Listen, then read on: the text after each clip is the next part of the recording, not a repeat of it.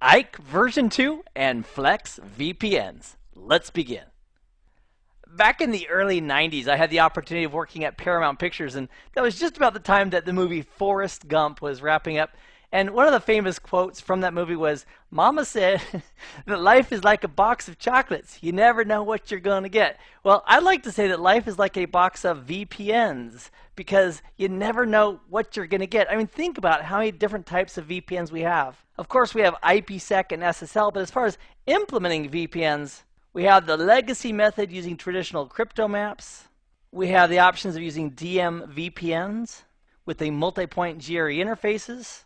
We used to have, and it's still out there, something called EasyVPN.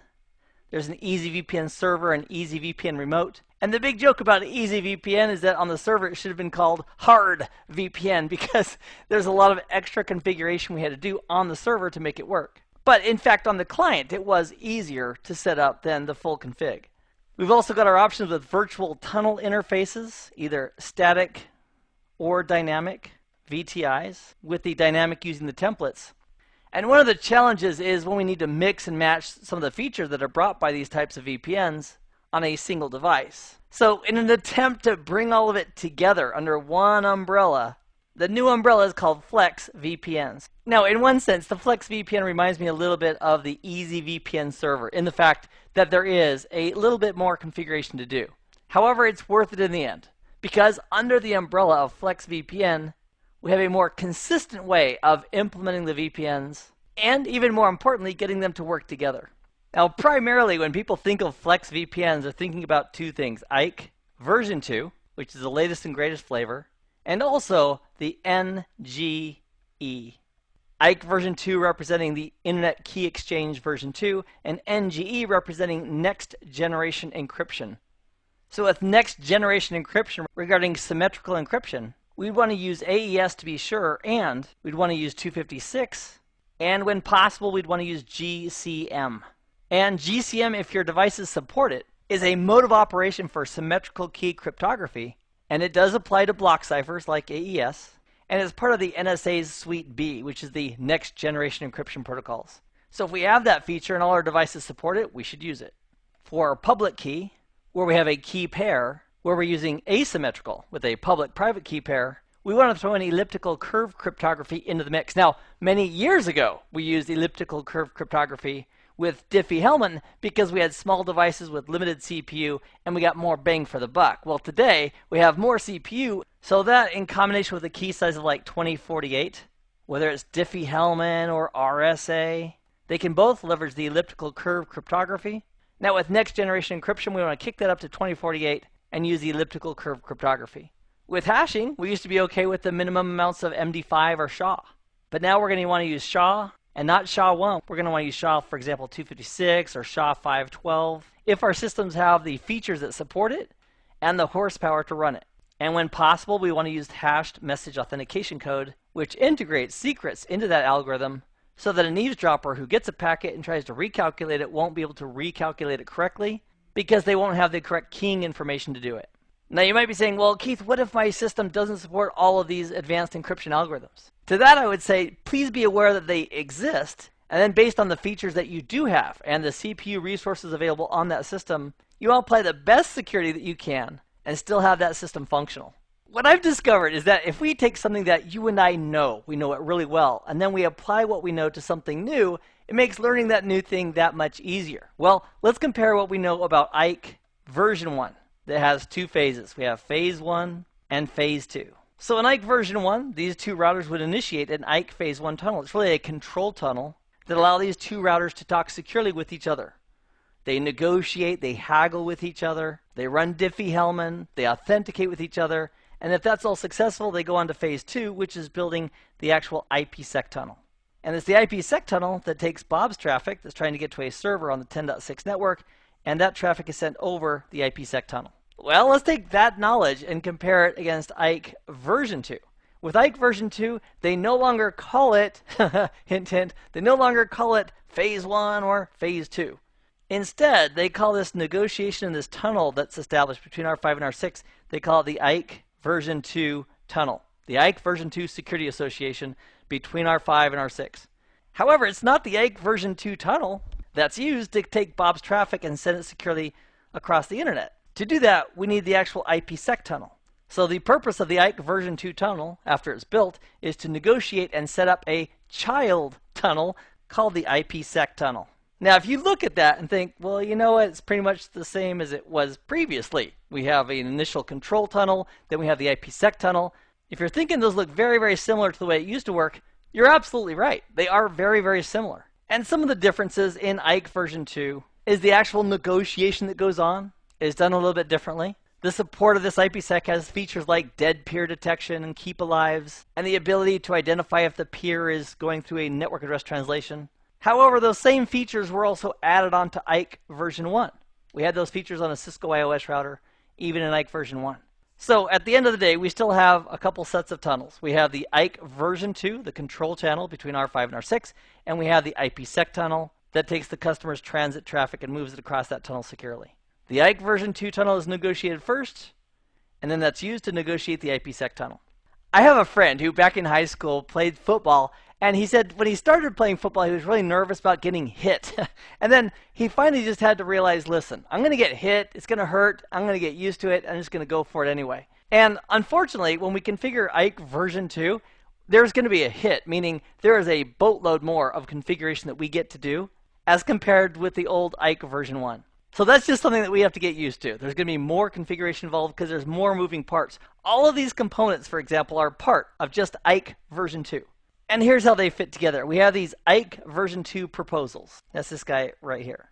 And when you think of Ike version 2 proposals, I want you to think of that haggle process that we learned back with Ike version 1, where we're going to negotiate things like the encryption, the data integrity, the Diffie-Hellman group. So all those factors are still here with Ike version 2. And we're going to store them or keep them logically as a group of proposals for Ike version 2. We also have something in Ike version 2 called a policy. And in Ike version 2, when you see the word policy, I'd like you to think limiting, like policing. And then in Ike version 2 policy, we can state that we don't want to be able to go ahead and negotiate with certain IP addresses, for example. Or I don't want to negotiate outside of specific virtual routing and forwarding instances. So over here, I'm going to simply write restrict. Now, fortunately, with FlexVPN, there are some defaults, and there is a default Ike version 2 policy. And that policy is basically wide open. There's no restrictions based on who he's willing to negotiate with. There's no restrictions based on the VRF information. But if we wanted to lock it down, we could create a custom policy and lock it down. The proposals get injected or inserted as part of the policy. And to make it a little bit easier, there is a default Ike version 2 proposal. And there's also a default Ike version 1 policy. And the good news is that the default Ike version 1 policy includes the default Ike version 1 proposals. So if those proposals are acceptable to us to use for the Ike version 2 tunnel, we don't even have to configure them. We can use the smart defaults and save the steps of configuring those two objects. But it is important to be aware that those two elements do exist and their relationship to each other. We also have an Ike version 2 profile. And in this profile, it's going to set up the identities. And also in the profile, it's going to specify authentication methods. And one of the funny things about Ike version 2 is that if we're using pre-shared key, let's say that's one of our proposals, is using pre-shared keys for authentication, we don't have to use the same exact pre-shared key on both sides. In fact, we don't even have to use the same method on both sides. So if R5 wanted to authenticate R6 using pre-shared keys and R6 wanted to authenticate R5 using RSA signatures and digital certificates, that could be done. Or if R5 and R6 are using pre-shared keys for authentication, but we're using different keys, so key ABC here and key XYZ here, we could do that as well. And to set up the keys for Ike version 2, if we're using pre-shared keys, there's a separate Ike version 2 keyring, that's this guy right here, that keeps those keys. So in our profile, we would link to a keyring that has the keys we're going to use to authenticate the peer that is either trying to connect to us or that we're trying to connect to. If we use the smart defaults and they're acceptable, this half, the proposals and the policy, we don't have to touch. We can simply use the smart defaults that link to each other. However, we're still going to create our profile that identifies who we are based on our identity and who the peers we're willing to talk to based on their identity.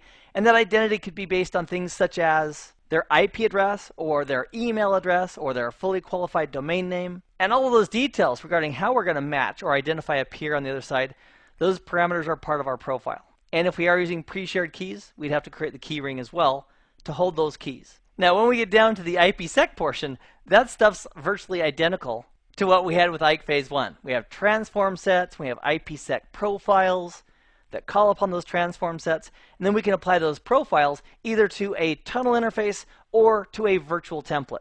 So for setting up the parameters for IPsec, the child tunnel as it's now called, with IKE version 2, we're already familiar with those components because we've been doing those with dynamic multi-point VPN as well as with our virtual tunnel interfaces. In our topology, we have R5 and R6. The reachable addresses are 45005 and 46006. One of the really important things we got to do is before we start overlaying on top of this IPsec, we should probably just verify basic connectivity from an IP perspective. So let's do a ping of 46006. We'll source it from our 45005 just to make sure we're clear where it's coming and going. And that is great. We have good connectivity across my little virtual internet. Now, because we do have a default IKE version 2 proposal, we might be able to use it. We probably should take a look at it, however. Let's do a show crypto IKE v2 proposal default. Now, if you're issuing the command show crypto and there's no support for the command IKE v2, that's simply because you're running on an iOS that doesn't support IKE version 2.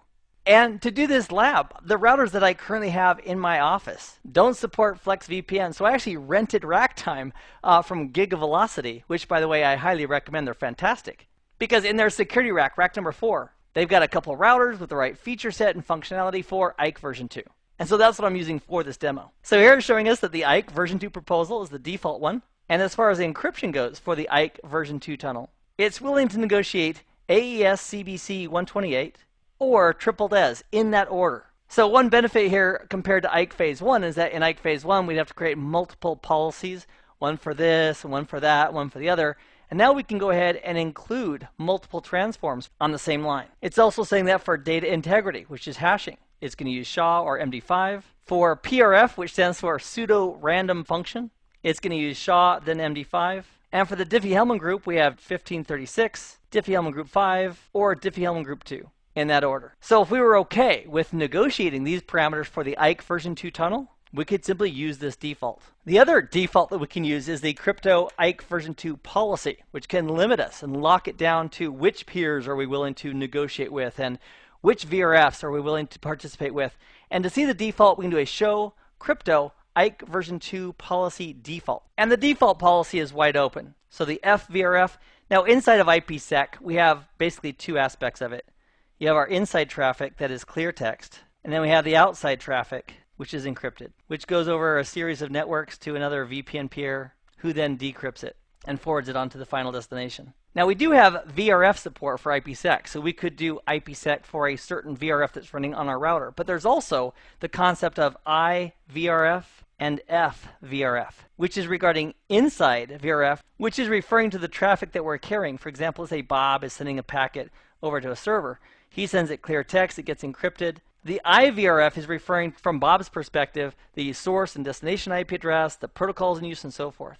The FVRF, which I believe stands for front door VRF, is referring to the actual packet that's encrypted, that's being sent from peer 1 to peer 2 as the source and destination addresses. The layer 4 protocol is very likely ESP, protocol 50. There's a little ESP header with some SPI information, and then the payload that we're carrying, which is the IVRF traffic, Bob's packet being sent to the server, is all encrypted as we look at the FVRF. So two logical sets of traffic, with the IVRF referring to the real intent of the original packet. And if you want to think of it from an inside user's perspective like Bob, that might help remember it. And the FVRF as it's being forwarded between the VPN peers. So the F, a fun way to remember that is if you want to think of IPsec forwarding, all the encryption encapsulation is done, and we're forwarding that IPsec traffic, we could refer to that as the FVRF. So going back to our default policy as far as matching on a specific FVRF, there's no restrictions. As far as matching on a specific IP address from a peer, there's no restrictions. And the proposal that we want to use is the default proposal, which is this proposal right here. And this default proposal includes at least two options for each of these elements, and for Diffie-Hellman, it includes 3. So the choice is really ours. We can use these defaults, or if we wanted to create a custom IKE version 2 proposal, we'd simply go into configuration mode and say crypto IKE v2 proposal, and then give it a beautiful name and press enter.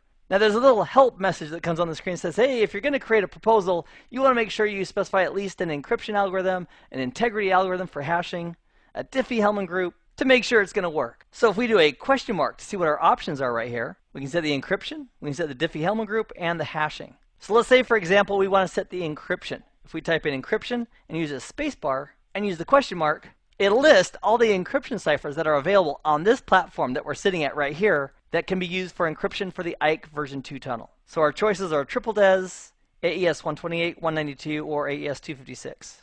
If I hit the backspace key and we type in group and a question mark, we have a whole bunch of options for Diffie-Hellman. And if your gear and devices support it, the minimum recommended number here for Diffie-Hellman is Diffie-Hellman group 14.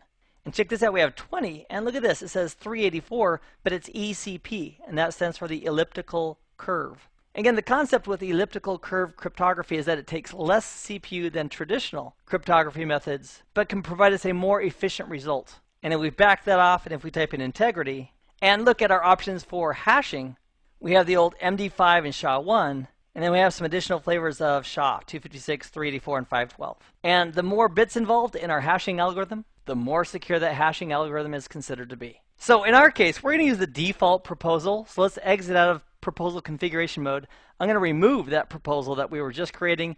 And then let's do a show crypto IKE v2 proposal just to make sure we're at the starting point where we began. And that's fantastic. We are back to the smart default in FlexVPN.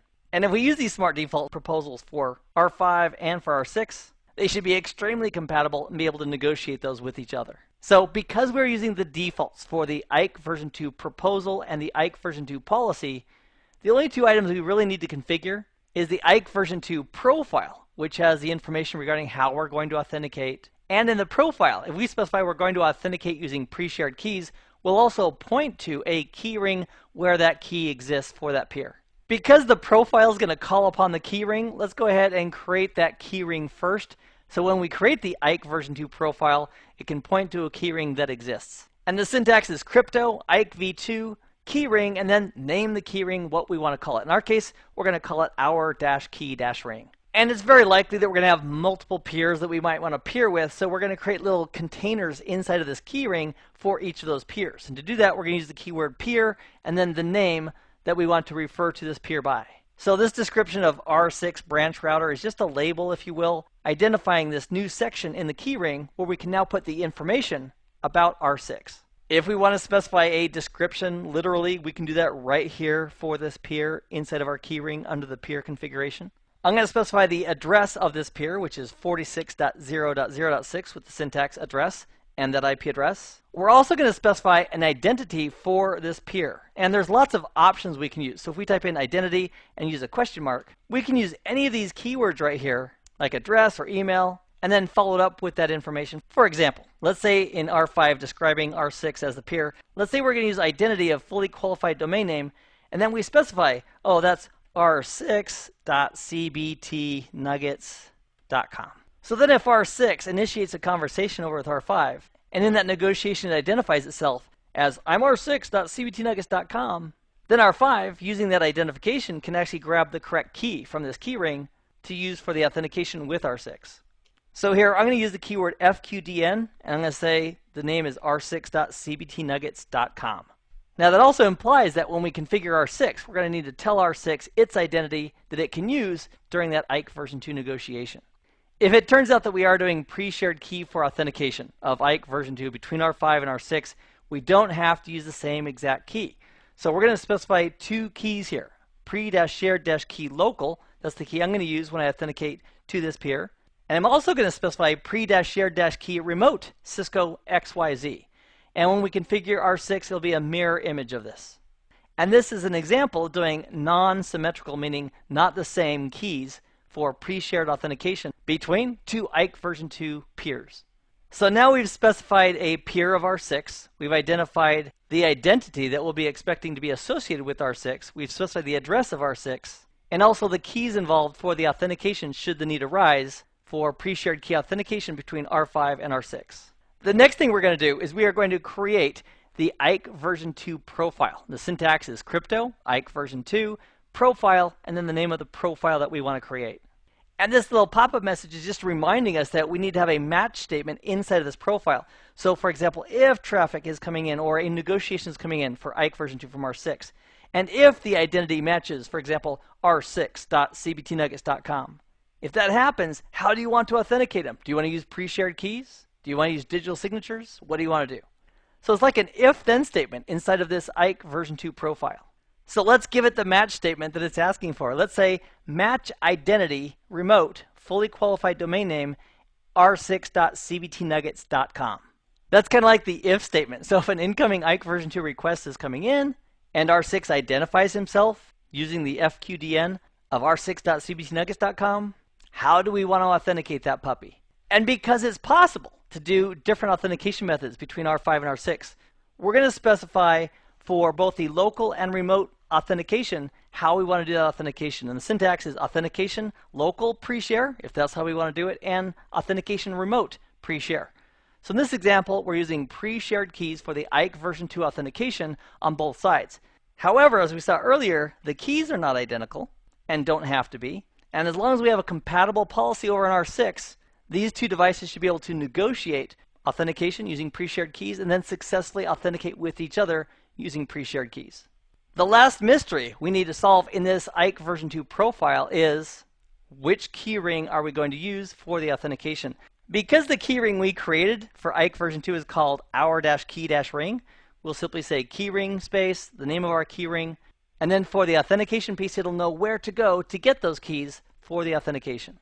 And that's it for the IKE version 2 config portion. Now what we have left to do is the transform set and the IPsec profile that calls on that transform set. Now there are some defaults inside of FlexVPN, and one of those defaults is the fact that we do have some transform sets by default that we might be able to use without even creating new ones. We can view our transform sets with the show crypto IPsec transform set. So these are the transform sets that were set up by default by the system. I didn't create them. If we wanted to create a specific transform set, just like we did with DMVPN and just like we did with virtual tunnel interfaces, we could also do that here. And then in our IPsec profile, simply call on that transform set.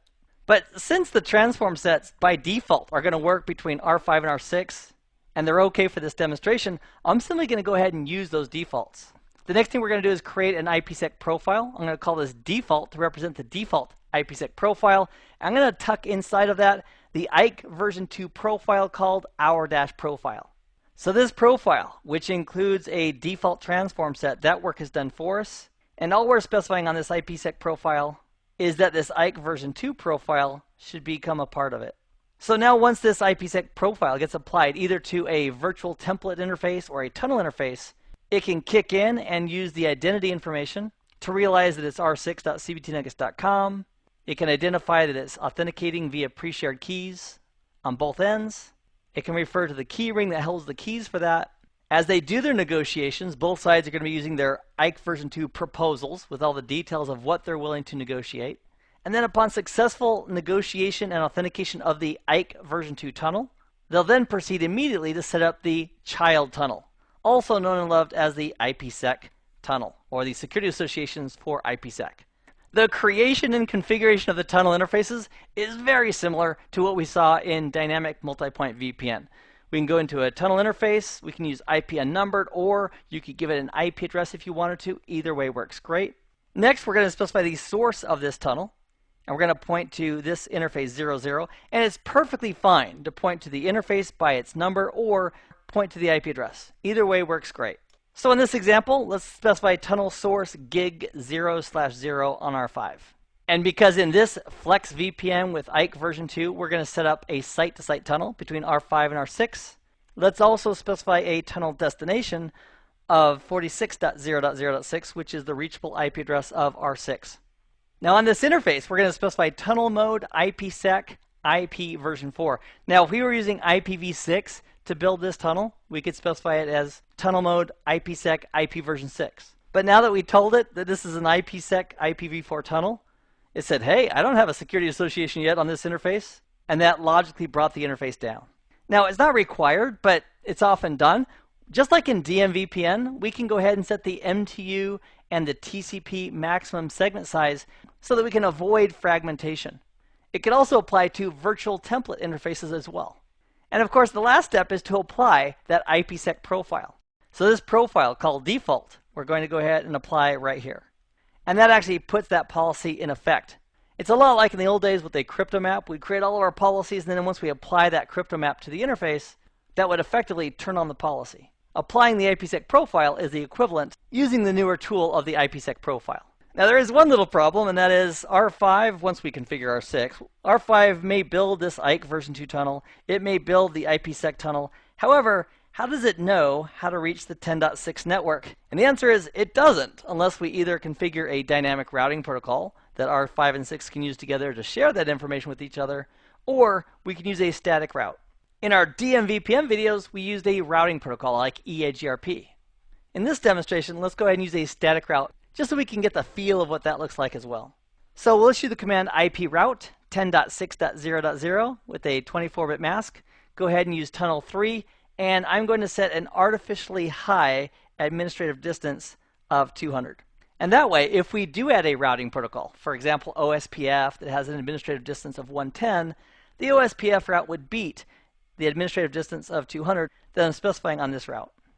And of course, we're aware that this command iproute is a global config command. So even though I issued it in interface configuration mode, you'll notice it stepped me down back to global config to actually apply that.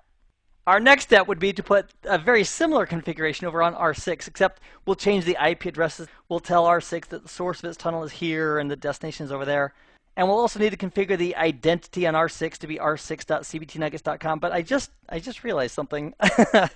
In our profile that we created on R5, we told R5 all about R6's identity, but we failed to tell R5 about its own identity. Because when these two are talking with each other, as they share identity information, R6 needs to be able to say, hey, I am r6.cbtnuggets.com. That's my FQDN. And R5 also needs to say that I am r5.cbtnuggets.com. And I don't remember configuring that in the IKE version 2 profile here on R5. So let's do a quick check. We'll do a show, run, section, crypto, and press enter. So here's our profile, and sure enough, we identified match identity remote of r6.cbtnuggets.com.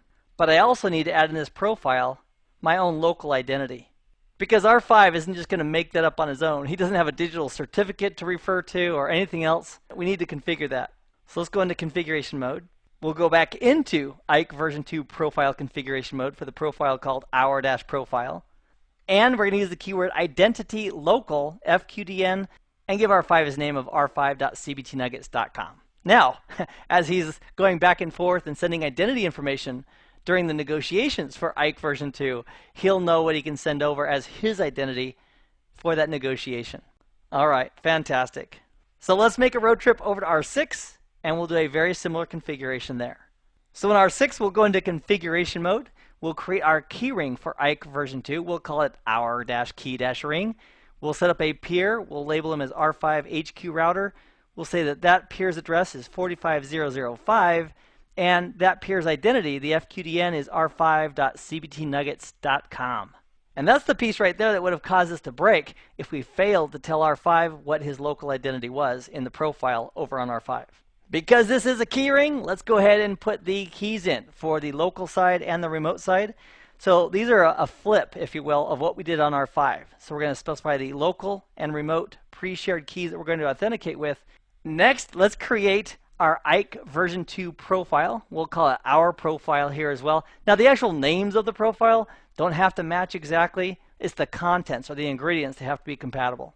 And it's giving us a reminder that we need to have some match statements inside of this profile to make it work. However, before I do that match statement, say, hey, match on r5.cbtnuggets.com, I am going to include the local identity for this router of r6.cbtnuggets.com, and that's the piece I failed to do earlier over on R5. So now we can add the match statement, match identity remote FQDN r5.cbtnuggets.com.